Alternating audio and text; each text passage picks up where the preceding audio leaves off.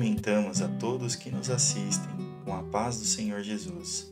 É com grande alegria que estamos hoje aqui para estudarmos a Sua palavra e termos esta oportunidade de conhecermos a verdade de Deus e assim andarmos na Sua bênção.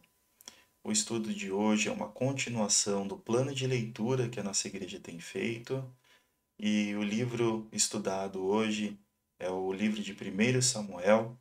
O título da nossa aula é A Escolha Soberana de Deus. O versículo-chave do nosso estudo está lá em 1 Samuel 12:14 e diz assim: Se temerdes ao Senhor e o servirdes, e lhe atenderdes a vós, e não lhe fordes rebeldes ao mandado, e seguirdes o Senhor vosso Deus, tanto vós como o vosso rei que governa sobre vós, bem será. Aqui é um pequeno esboço daquilo que nós estudaremos.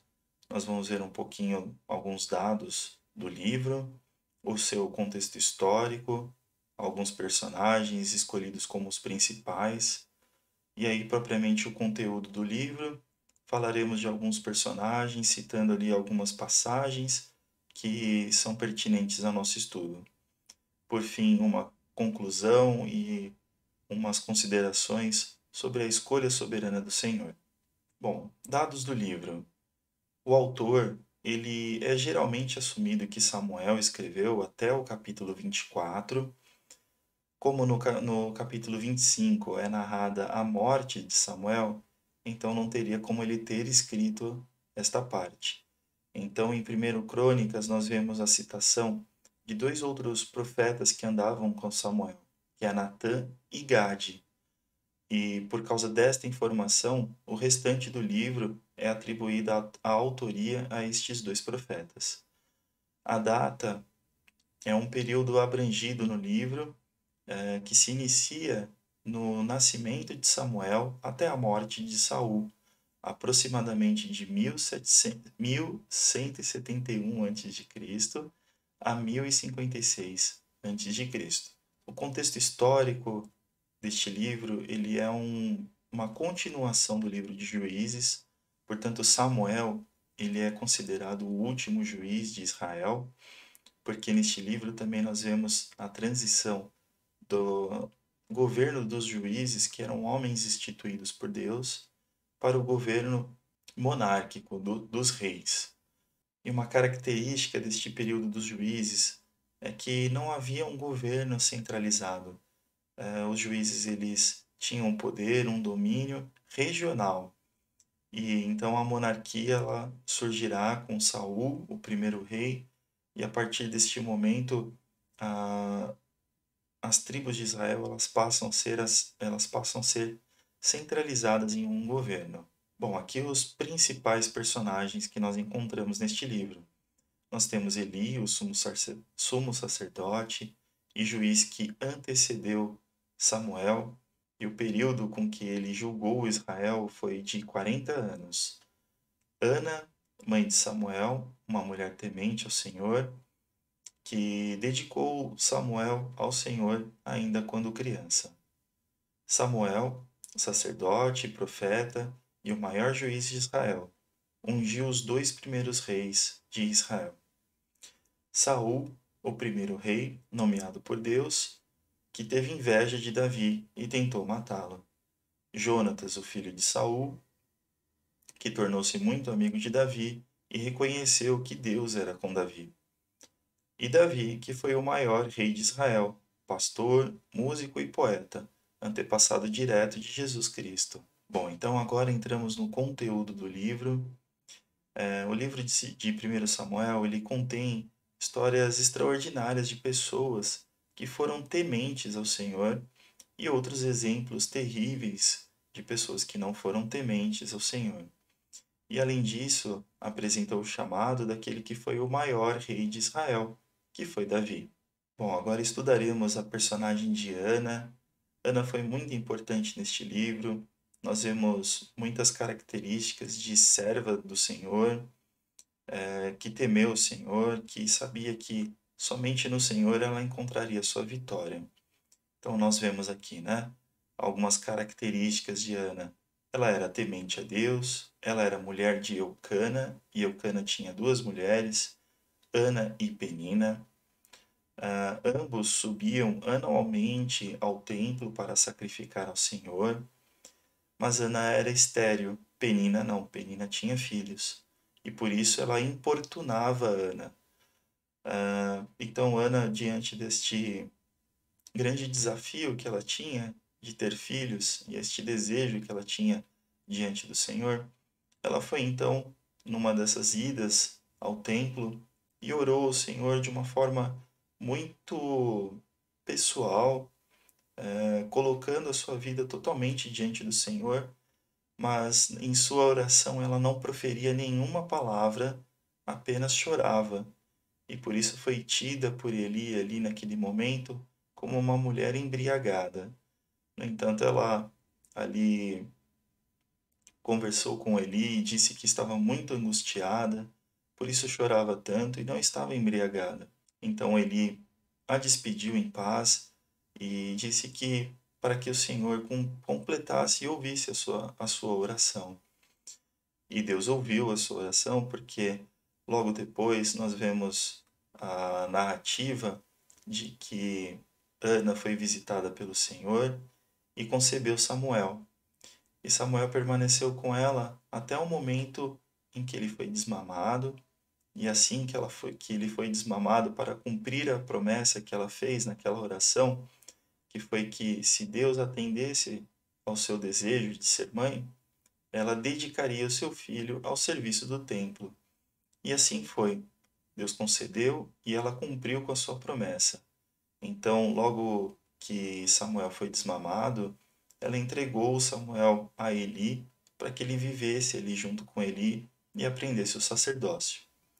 E agora nós vamos ler aqui 1 Samuel 1,11 e mostra para a gente esse voto que ela fez ao Senhor. E fez um voto dizendo: Senhor dos exércitos, se benignamente atentares para a aflição da tua serva, e de mim te lembrares, e da tua serva te não esqueceres, e lhe deres um filho varão, ao Senhor o darei por todos os dias da sua vida, e sobre a sua cabeça não passará navalha. Então, a partir desse momento, Ana, ela sai de cena e o livro passa a se deter mais na figura de Samuel e dos filhos de Eli. Os filhos de Eli, eles também eram sacerdotes, eles trabalhavam no templo, eles ofereciam sacrifícios. No entanto, todos ali em Israel sabiam da má conduta dos filhos de Eli. Inclusive o próprio Eli sabia disso, né? Conforme 1 Samuel 2, do 11 ao 17, e 1 Samuel 2, 22 ao 25. Ele não exortou perfeitamente os seus filhos com relação aos seus maus feitos, mesmo sabendo que, né, que seus filhos não agradavam o Senhor. E qual era o delito dos filhos de Eli? Eles não procediam de acordo com o mandamento dos sacrifícios.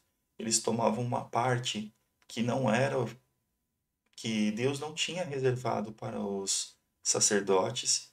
Então eles pegavam pedaços de carne ali que não eram designados aos sacerdotes, além de carne crua e outros detalhes do sacrifício, né?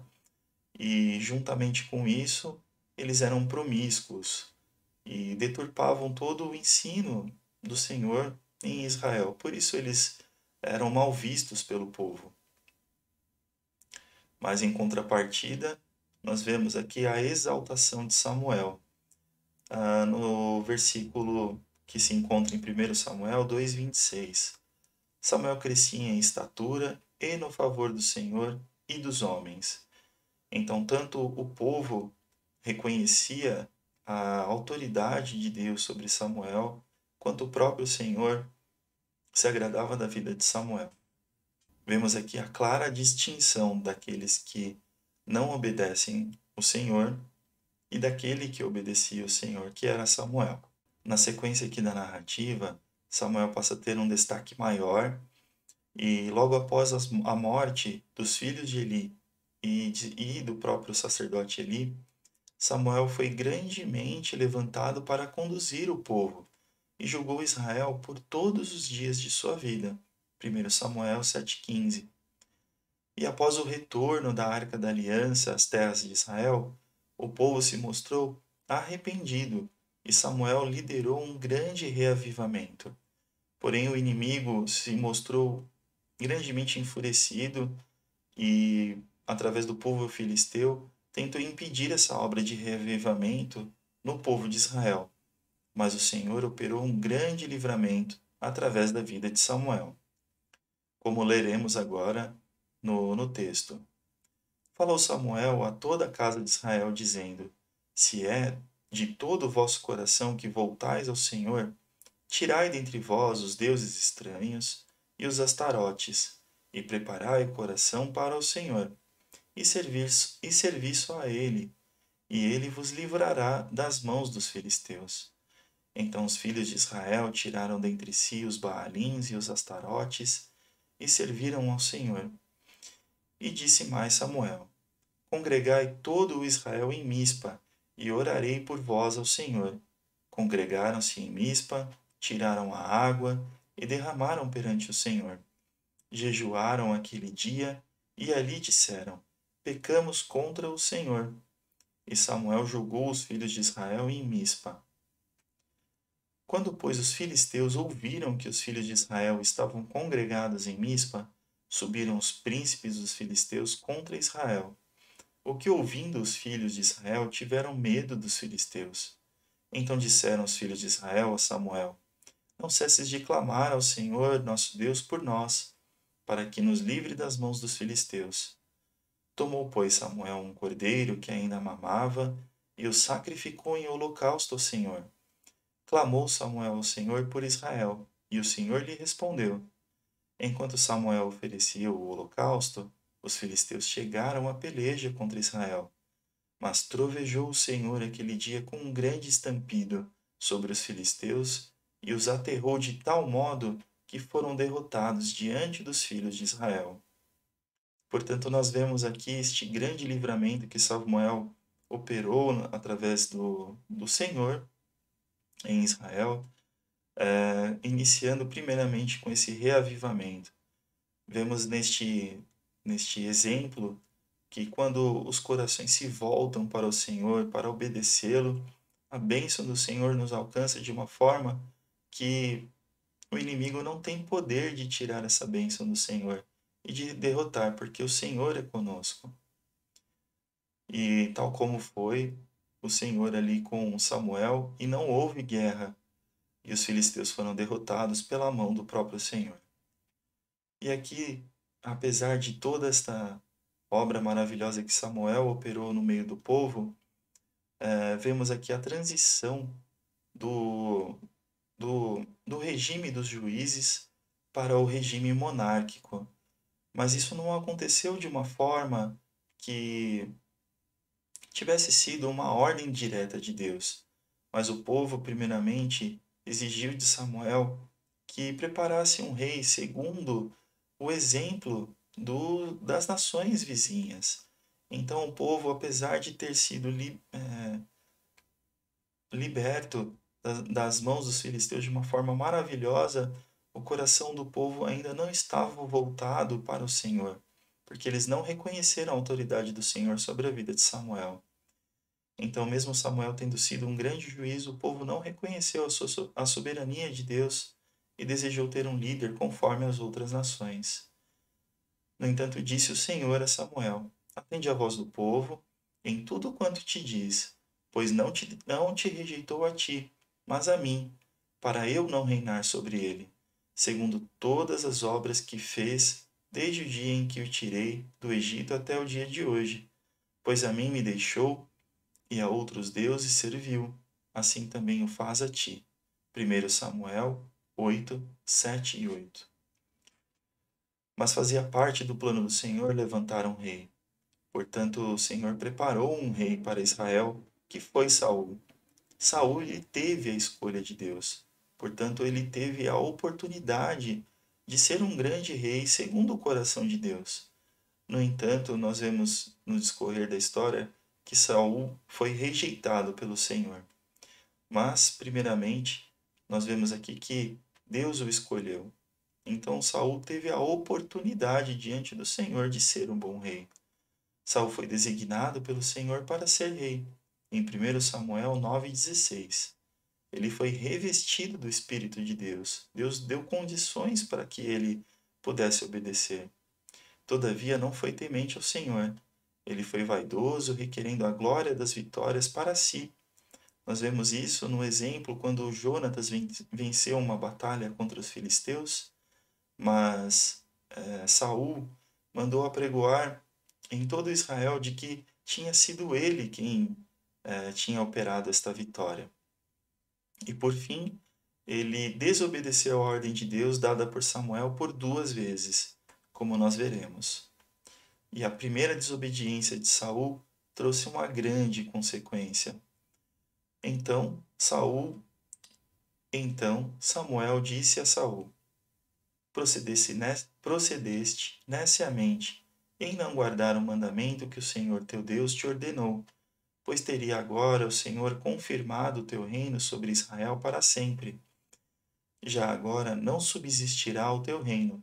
O Senhor buscou para si um homem que lhe agrada, e já ordenou que seja príncipe sobre o seu povo, porquanto não guardaste o que o Senhor te ordenou. Nós vemos aqui que depois de Saul ter apregoado que tinha vencido os filisteus, esta notícia chegou aos filisteus e eles se reuniram num grande exército para lutar contra Israel. E todo o exército que estava junto com Saul ficou atemorizado e começou a fugir. Porém, a ordem de Samuel era para que Saul esperasse 7 dias, para que Samuel chegasse e sacrificasse ao Senhor, e assim o Senhor pudesse operar um grande livramento. No entanto, Saul não conseguiu esperar, e ele mesmo ofereceu um sacrifício ao Senhor, um holocausto, desobedecendo a ordem que Samuel lhe tinha dado. Por isso Deus rejeitou Saul a partir deste momento. E no segundo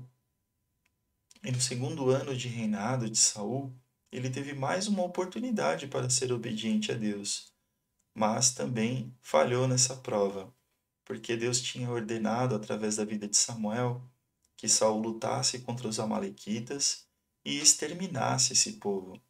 No entanto, Saul preservou a vida do rei deles, Agag, e dos seus animais, com a argumentação de que os animais seriam para sacrifício ao Senhor e Agag teria sido preservado por algum outro motivo. E, no entanto, nós vemos que Saul foi desobediente à ordem de Deus mais uma vez. E aqui vemos aquele versículo conhecido do livro que diz que não importa, Deus não se importa tanto com os sacrifícios, mas sim com a obediência. Então veio a sentença de Deus sobre Saul definitivamente. Então veio a palavra do Senhor a Samuel dizendo: Arrependo-me de haver constituído Saul rei, porquanto deixou de me seguir e não executou as minhas palavras. Então Samuel se contristou e toda a noite clamou ao Senhor. Após a rejeição de Saul, Deus ordena que Samuel fosse a Jessé, um homem que morava em Belém e tinha alguns filhos, pois um deles seria ungido como rei, o próximo rei de Israel. E a primeira diferença que nós vemos aqui, né, é a aparência de Davi e de Saul. Nós veremos que existe tal como foi com Samuel, Eli e os seus filhos, a diferença de que os filhos de Eli não temeram o Senhor, e Samuel sim. Aqui nós vemos a mesma diferença com Davi e Saul. Saul era um homem que teve a oportunidade de ser um bom rei, no entanto, a sua vaidade, a sua desobediência invalidaram o conserto do Senhor, a escolha do Senhor. Já Davi, ele era um homem segundo o coração de Deus, e isso significa que ele era obediente à vontade do Senhor, ele temia o Senhor, mas também tinha a diferença aqui física. Davi, aos olhos humanos, ele não seria escolhido como um dirigente de uma nação, porque ele tinha características físicas que não chamavam tanto a atenção, diferentemente de Saul, e que tinha um porte e chamava muita atenção aos olhos humanos. No entanto, aqui Samuel ele é instruído pelo próprio Senhor a não olhar com este critério, não procurar ninguém que tivesse uma aparência de rei, mas escolher um homem que fosse segundo a vontade de Deus. E nós vemos aqui que a primeira diferença entre Saul e Davi era a aparência. Por isso Samuel foi orientado a não escolher por meio deste critério. Passaram os filhos de Jessé e o primeiro chamou muita atenção de Samuel. E por isso ele foi exortado aqui pelo Senhor. Porque o Senhor não vê como o homem vê. O homem vê o exterior, porém o Senhor conhece o coração. E aqui passamos a descrever um pouco mais de Davi, né? Davi ele era um homem segundo o coração de Deus, temente e obediente ao Senhor. Ele foi também cheio do Espírito de Deus e reconhecia que o seu êxito nas batalhas era por causa de Deus. Mas não só nas batalhas, em tudo, Davi reconhecia o Senhor sobre a sua vida. E logo após que Davi ali é ungido e cheio do poder do Senhor, do Espírito de Deus, vem o episódio da afronta de Golias. Por 40 dias, Golias afrontou o exército de Israel. E não só o exército de Israel, mas o Deus de Israel. Por isso, Davi, quando foi ali visitar os seus irmãos no campo de batalha, ouvindo a afronta de Golias, ele viu essa afronta de Golias como uma afronta ao próprio Deus de Israel. Então, Davi tomou a frente, como nenhum valente de Israel se dispôs a lutar contra Golias, Davi se ofereceu. Mas ele estava certo, ele confiava no Senhor de que Deus daria a condição para vencer Golias. Quem é, pois, este incircunciso filisteu para afrontar os exércitos do Deus vivo? Disse mais Davi: O Senhor me livrou das garras do leão e das do urso, e ele me livrará das mãos deste filisteu. Aqui mais uma diferença entre Davi e Saul. Davi ele era muito corajoso, diferentemente de Saul, que por várias vezes sentiu medo e acabou se acovardando. Outra diferença, Davi ele sempre consultava o Senhor para saber qual que era a vontade de Deus, diferentemente de Saul. Consultou Davi ao Senhor, dizendo: Irei eu e ferirei estes filisteus? Respondeu o Senhor a Davi: Vai e ferirás os filisteus, e livrarás Keila. 1 Samuel 23:2. O temor de Deus sempre esteve presente em Davi. Um exemplo é que ele nunca pretendeu matar Saul, porque ele era ungido. Porque depois vemos que Saul, sabendo da escolha de Deus sobre Davi, ele sentiu uma inveja enorme sobre Davi e passou a perseguir Davi para o matar. Mas Davi teve a oportunidade de derrotar Saul por 2 vezes. Mas nestas 2 vezes, Davi ele não matou Saul porque ele reconheceu que Deus daria a oportunidade de ser a oportunidade a Davi de ser rei. E portanto, Davi não estendeu a mão a Saul porque ele também era um ungido do Senhor. Então, no momento certo, Deus prepararia para que Davi fosse o rei. E esse temor sobre os feitos do Senhor fez com que Davi preservasse a vida de Saul. Então vemos lá. E disse aos seus homens: O Senhor me guarde de que eu faça algum mal ao meu senhor, que era Saul. Isto é, que eu estenda a mão contra ele, pois Saul é o ungido do Senhor. Bom, e finalizando aqui a vida de Davi, nós afirmamos que a escolha de Deus, ela não falha. Deus é perfeito em todos os seus atos, como está escrito lá em 1 Samuel 15, 29. Também a glória de Israel não mente, e nem se arrepende, porquanto não é homem para que se arrependa. Deus, ele escolheu Eli e a sua casa e deu toda a condição para que eles exercessem uma obra perfeita. Mas mesmo eles sendo exortados e recebendo tempo de arrependimento, eles não atentaram para essa exortação do Senhor e desprezaram a obra de Deus. Foram desobedientes e rebeldes. Samuel foi levantado no lugar e o povo reconheceu a autoridade de Deus sobre ele. Então vemos aqui nesta primeira parte do livro essa distinção do sacerdócio. Um sacerdócio que era temente e obediente e foi grandemente abençoado pelo Senhor na vida de Samuel, e o sacerdócio que foi desobediente e não temeu o Senhor, por isso foi cortado da obra, foi cortado do povo de Israel. Tanto Eli quanto seus filhos tiveram uma morte terrível. Mas vemos nessa distinção que é feita a exaltação daquele que é obediente ao Senhor, que aconteceu com Samuel. Da mesma forma, vemos assim que a escolha de Deus ela não falhou sobre Saul, porque Deus ele é perfeito e preparou para que Saul pudesse ter toda a condição de ser um bom rei em Israel. No entanto, Saul ele foi vaidoso, ele não obedeceu às ordens de Deus e por isso Deus não permitiu com que Saul continuasse sendo rei sobre Israel. Então, aqui da mesma forma, Deus não errou em colocá-lo como rei, atentando para o desejo do povo. Saul teve a oportunidade de ser um bom rei e ter a sua descendência confirmada no trono. Para isso também foi revestido do Espírito Santo de Deus, mas desobedeceu e por isso foi desprezado pelo Senhor. Deus verdadeiramente escolheu Eli e Saul.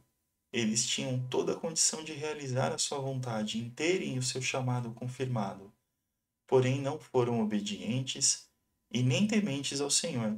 Antes andaram segundo o seu próprio entendimento e por isso foram reprovados. Bom, partindo agora para a conclusão do nosso estudo, nós vemos aqui que no primeiro livro de Samuel, Deus ele escolhe homens para realizarem o seu propósito santo e para isso dá toda a capacidade e toda a condição para que eles possam cumprir com o seu chamado. No entanto, a desobediência e a falta de temor invalidam esse chamado do Senhor. E aqui nos lembramos do versículo-chave do nosso estudo, porque o chamado do Senhor, ele é condicional. Vamos ler o versículo novamente. Se temerdes ao Senhor e o servirdes, e lhe atenderdes a vós, e não lhe fordes rebeldes ao mandado, e seguirdes o Senhor vosso Deus, tanto vós como o vosso rei que governa sobre vós, bem será. 1 Samuel 12:14. O chamado do Senhor, a promessa do Senhor, a aliança do Senhor, ela é condicional à obediência à sua palavra.